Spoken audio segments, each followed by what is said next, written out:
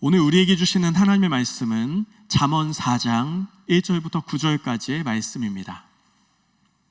구약성경 914페이지 정도에 있습니다.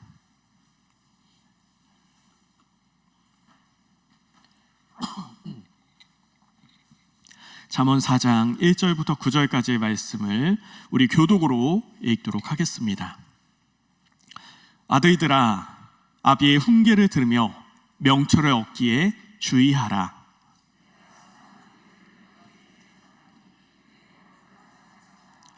나도 내 아버지에게 아들이었으며 내 어머니 보기에 유약한 외아들이었노라.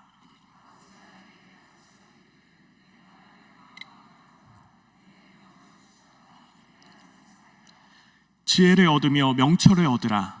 내 입의 말을 잊지 말며 어기지 말라.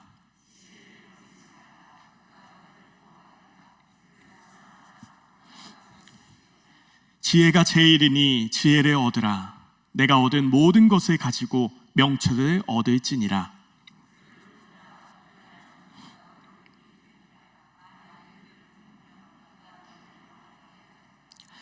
같이 읽겠습니다. 그가 아름다운 관을 내 머리에 두겠고 영화로운 면류관을 내게 주리라 하셨느니라. 아멘. 오늘 말씀의 제목은 같이 읽어볼까요? 결국엔 믿음이다. 결국엔 믿음이다. 저의 둘째 아들이 7살이 되었는데 이 아이가 정말 친한 친구가 있습니다. 근데 그 아이가 여자 친구예요. 여자 사람 친구. 유치원에서도 정말 단짝 친구로 둘이 말도 잘 통하고 잘 어울린다고 합니다. 저도 한 번 본 적이 있는데 이쁜 여자아이더라고요. 누구 닮아서 그런지는 모르겠습니다. 근데 이 여자아이와 이 예겸이가 어느 날 같이 노는데 엄마가 놀이터에서 그 모습을 봤대요. 근데 이 아이들이 한 놀이를 끝내고 이제 다음 놀이, 어떤 놀이를 할까 고민하면서 이 여자친구가 물어보는 겁니다.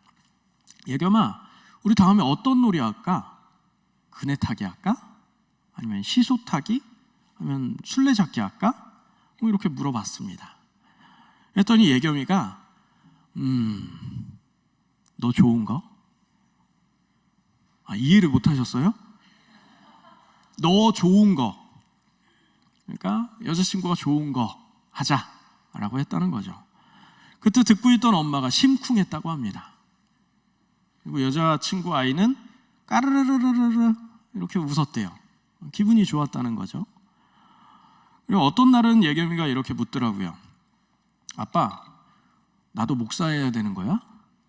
그래야 천국 가는 거야? 라고 꽤 진지하게 물었습니다. 아마 태어나 봤더니 아빠가 목사인 게 아이에게 자연스럽게, 그 직업이 자연스럽게 다가온 것 같습니다. 생김새, 걸음걸이, 생각하는 거에 이르기까지, 때론 말투까지도 이 아들이 저의 모습을 닮는구나 하는 것을 느낄 때가 많습니다. 이렇게 아들은 아버지를 닮는 것, 그게 당연한 것입니다. 유전자가 닮고 또 태어나서 보고 들은 모든 가치관이 아버지의 모습을 보면서 형성되기 때문이죠.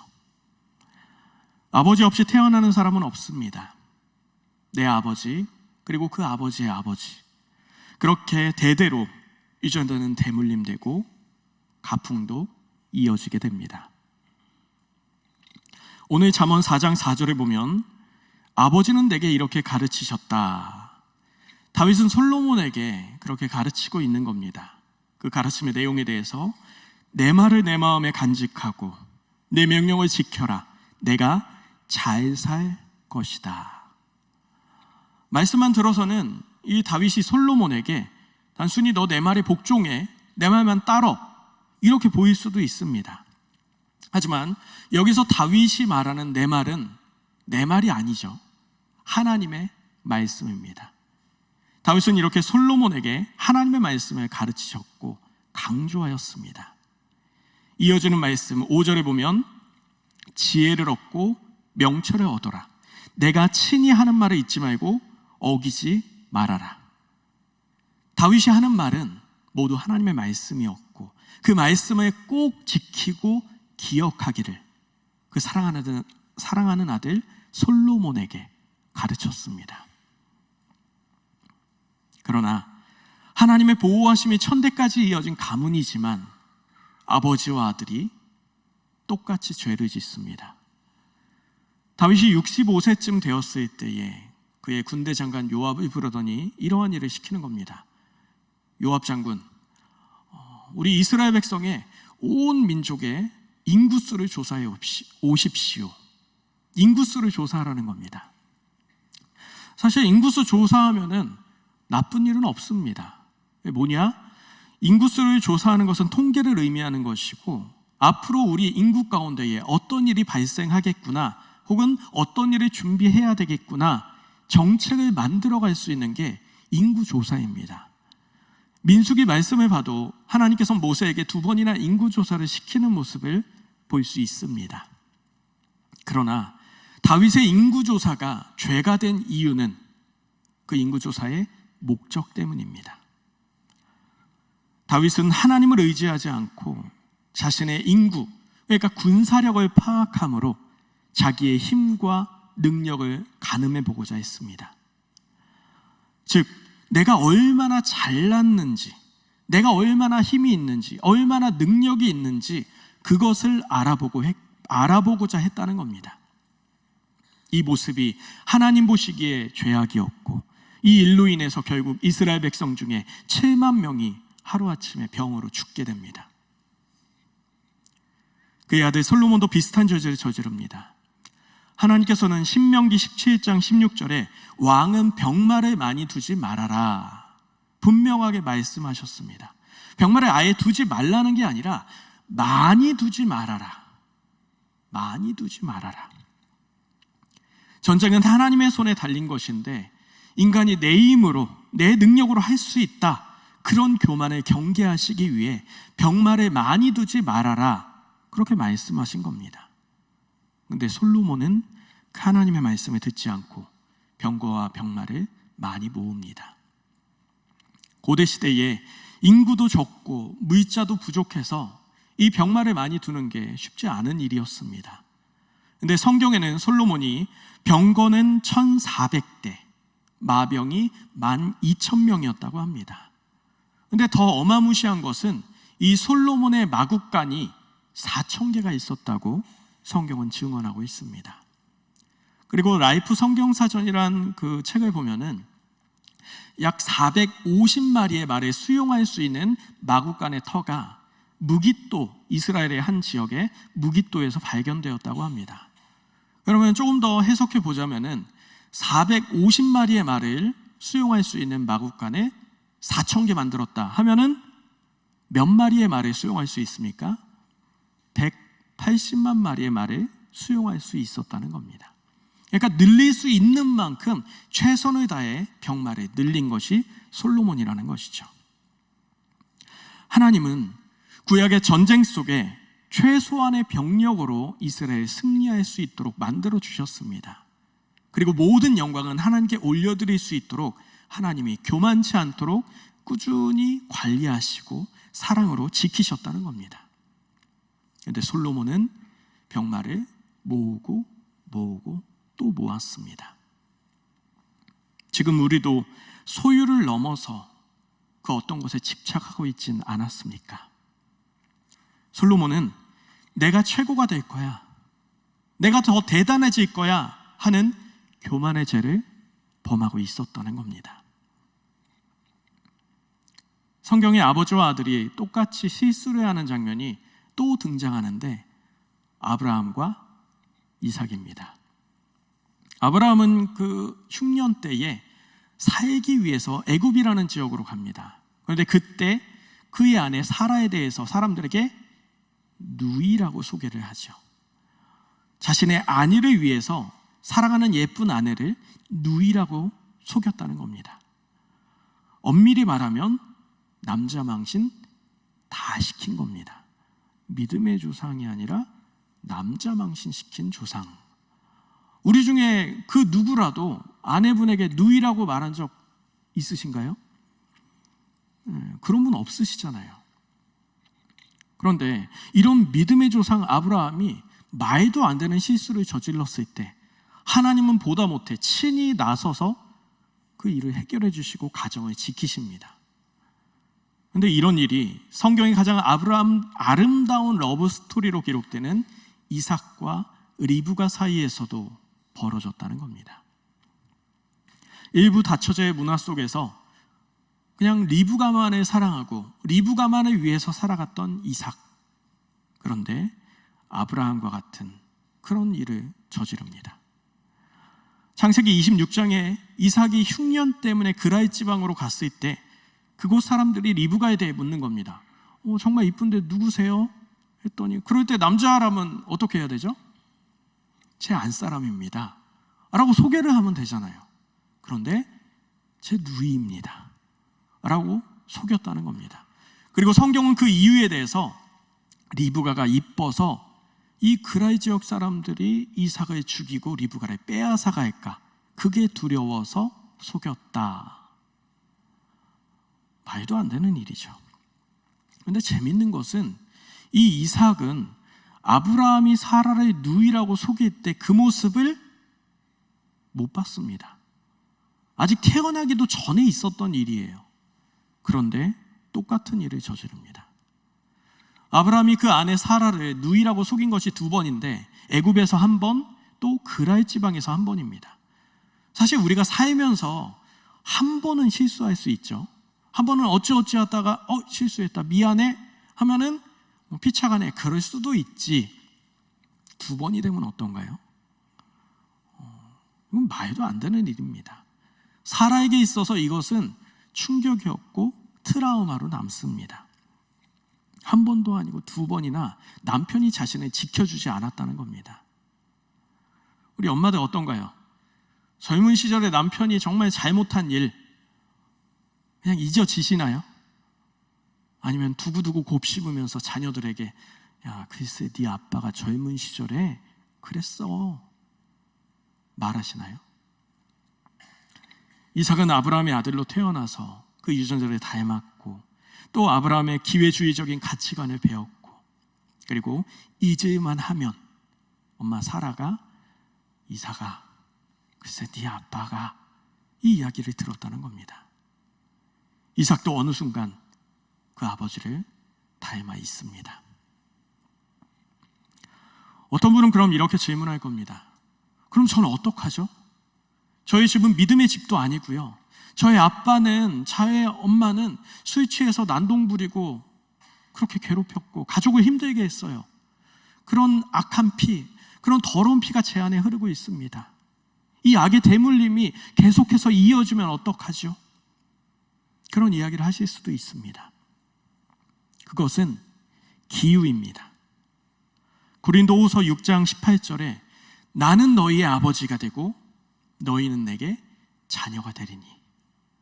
우리의 종국의 아버지는 하나님 아버지임을 기억하시기 바랍니다. 하나님이 우리의 아버지십니다.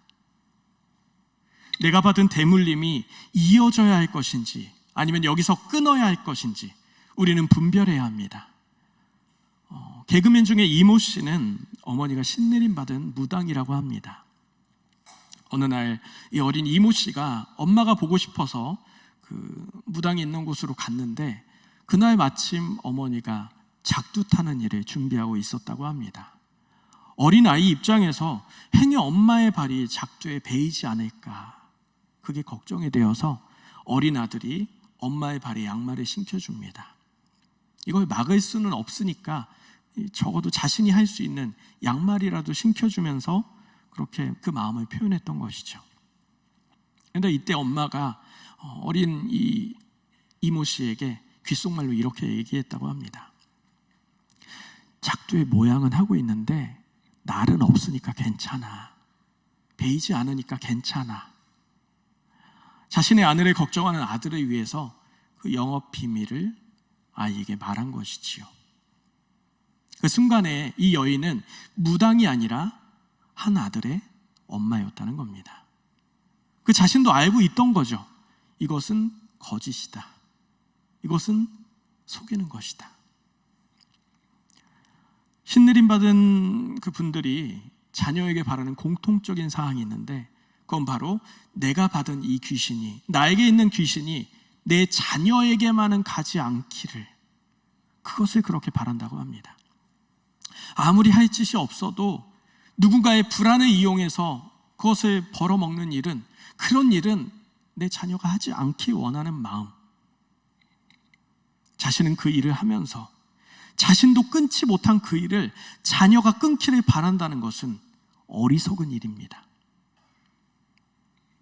이런 어리석은 자들에게 미래를 물어보고 운세를 물어보는 그분들은 얼마나 더 어리석은 이들입니까? 요한일서 3장 10절에 이러므로 하나님의 자녀들과 마귀의 자녀들이 드러나나니 무릇 의를 행하지 아니하는 자나 또는 그 형제를 사랑하지 아니하는 자는 하나님께 속하지 아니하니라. 하나님의 자녀들과 마귀의 자녀들이 드러난다고 했습니다. 반면에 믿음의 부모들은 우리 자녀들이 나와 같이 성령 받기를, 성령 충만하기를 원합니다. 거룩하고 깨끗한 영, 그 지혜의 영인 성령이 나에게 임한 것처럼 나의 사랑하는 자녀에게도, 나의 사랑하는 대상에게도 임하기 원하는 게 우리 믿음의 부모들입니다. 그 지혜의 믿음이 가장 소중하다는 것을 알기 때문에 그것을 강구한다는 것이지요. 악의 대물림의 흐름은 자녀가 아니라 내가 끊어내야 합니다. 우리는 자녀들을 향해 나를 따르라, 나를 본받으라, 나와 같이 행하라. 사랑하는 아이야, 내가 행한 것처럼, 내가 살아간 것처럼 너도 이렇게 살아야 해. 분명하고 당당하게 말할 수 있어야 합니다. 사도 바울은 사도행전 16장 19절에 갇힌 것 이외에는 나와 같이 되기를 원한다. 갇힌 것 이외에는 나와 같이 되길 원한다. 분명하게 선포합니다. 예수님은 제자들에게 나를 따르라 분명하게 말씀하십니다. 예수님을 따르는 것이 악의 대물림을 끊는 것인 줄 믿습니다. 예수님은 제자들에게 내가 마시는 잔을 너희가 마실 수 있겠느냐 그렇게 물으십니다. 내가 가는 십자가의 이 길을 너희도 갈 수 있겠니? 내가 행하는 이 일을 너희도 할 수 있겠니? 나의 이 모습을 너희도 닮을 수 있겠니? 이렇게 질문하시는 겁니다. 예수를 닮지 않는 자녀는 자녀가 아닙니다. 예수님은 말씀하십니다. 자기 십자가를 지고 나를 따르지 않는 자도 내게 합당하지 아니하니라. 자기 목숨을 얻는 자는 잃을 것이요 나를 위하여 자기 목숨을 잃는 자는 얻으리라. 그렇게 예수를 닮길 바랍니다. 그 믿음의 유산을 우리가 이어받길 원합니다. 우리에게 가장 필요한 것은 예수를 따르는 그 진실한 믿음입니다. 다윗과 솔로몬, 아브라함과 이삭, 이 두 부자는 일생일대의 치명적인 과오를 범하지만 다윗 왕조는 꾸준히 이어졌고 아브라함과 이삭은 믿음의 조상이라는 그 자리를 잃지 않습니다. 그 인생이 흔들리긴 했지만 결국 패망하지 않았던 이들에겐 공통점이 무엇일까요? 심리학 용어 중에 피그말리온 효과라는 용어가 있습니다. 긍정적인 기대나 관심이 그 기대를 받는 사람에게 좋은 영향을 끼쳐서 결국 그를 좋은 사람으로 만들어 간다는 겁니다. 조각가 피그말리온이라는 사람이 조각상을 만들었는데 그게 너무 이쁜 겁니다. 그래서 그 조각상을 사랑하게 됩니다. 그러면서 마음의 원하기는 이 조각상이 사람이 되면 좋겠다, 사람이 되면 좋겠다.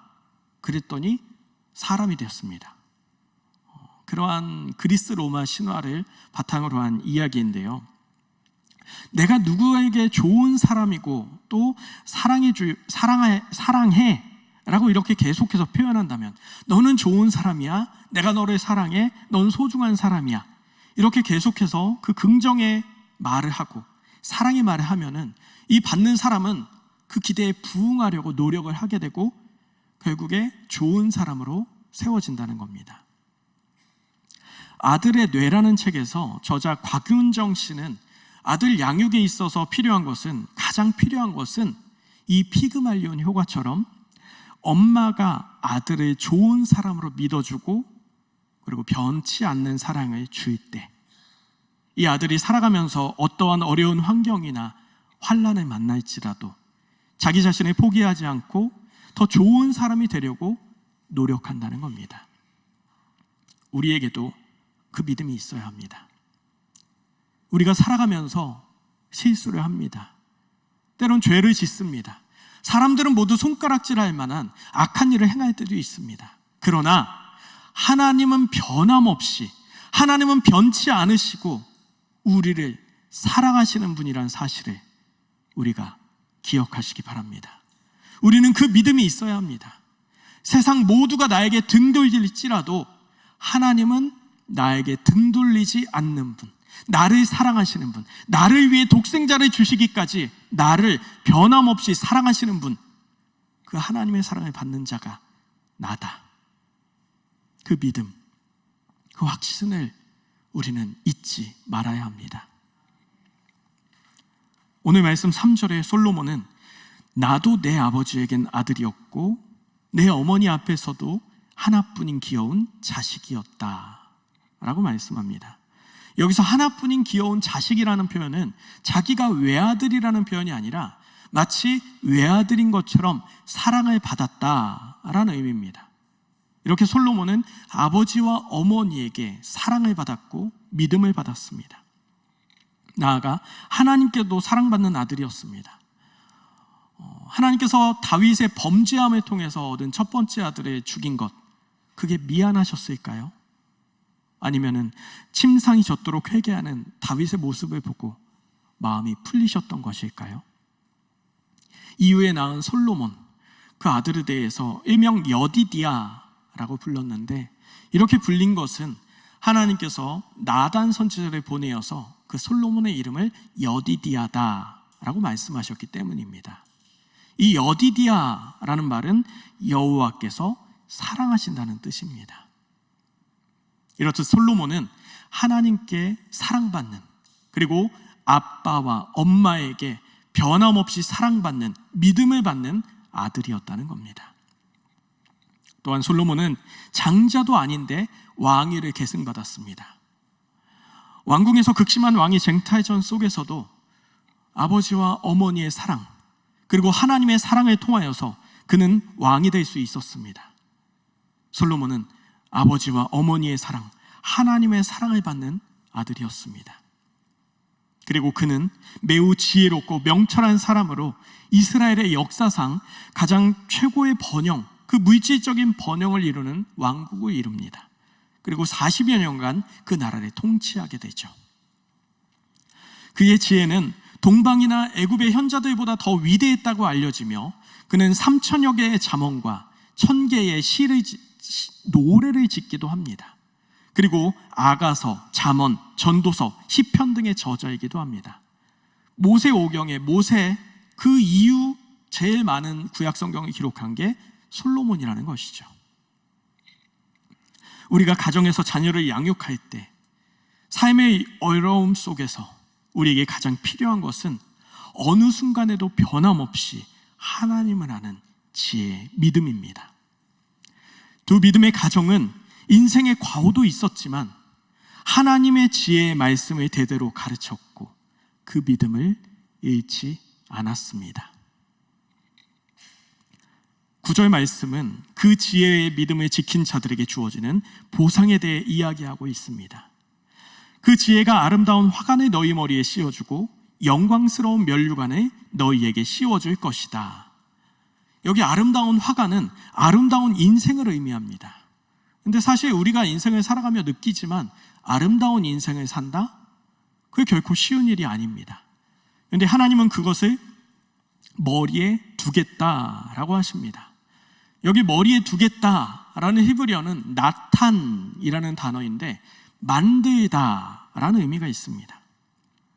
아무리 부귀 영화가 있고 삶이 풍요로워도 삶이 아름다우려면 하나님이 만드셔야 합니다. 하나님의 만드심에 도움이 있어야 진정 아름다운 인생이 되는 줄 믿습니다. 연약한 육신, 삶의 우여곡절, 그리고 차가운 시련과 묵직한 고난 앞에서 우리가 지혜의 믿음을 지킬 때 하나님은 그 인생을 아름답게 만들어 주십니다. 이어서 사용된 영광스러운 면류관, 이 면류관이란 히브리어는 아타라라는 단어인데 그 원어의 뜻이 결말, 죽음이라는 뜻이 있습니다. 그러니까 우리의 생이 우리가 죽음으로 받게 되는 천국의 면류관을 의미합니다. 여기 사용된 이 면류관 아타라는 헬라어로 바꾸었을 때는 스테파노스라는 단어입니다. 스테파노스, 조금 익숙하지 않으신가요? 스데반, 그러니까 신약의 스데반이 스테파노스입니다. 즉 승리자의 면류관으로 인생의 고난과 시련을 이겨낸 승리자들에게 천국에서 면류관을 준다는 겁니다. 하나님은 지혜의 믿음이 있는 자에게 그 인생길에서는 아름다운 화관을 씌워주시고 그 생애의 마무리 되었을 때 천국에서는 영화로운 영광스러운 면류관을 씌워주신다는 것 우리가 기억하기 원합니다. 우리가 아무리 자녀들에게 땅과 재물을 물려주어도 여호와께서 집을 세우지 아니하시면 세우는 자의 모든 수고가 헛될 뿐입니다. 믿음의 대물림, 성령 충만의 대물림을 할 수 있는 저와 여러분의 가정 되길 축복합니다. 우리의 인생의 마지막에는 그 누구도 빼앗을 수 없는 지혜의 믿음만이 남습니다. 그 신실한 하나님 아버지를 닮고 예수 그리스도를 따라 믿음으로 주어지는 승리자의 면류관을 쓰는 하나님의 사랑받는 저와 여러분의 삶이 되길 주님의 이름으로 축원드립니다. 이 시간 말씀을 기억하며 함께 기도하겠습니다. 우리는 무엇을 물려주고 있었습니까? 예수를 따르는 믿음의 대물림을 통해서 주의 나라를 세워가는 은혜의 가정, 은혜의 가문이 되기 위해서 이 시간 주님의 이름만 부르고 통성으로 기도하겠습니다.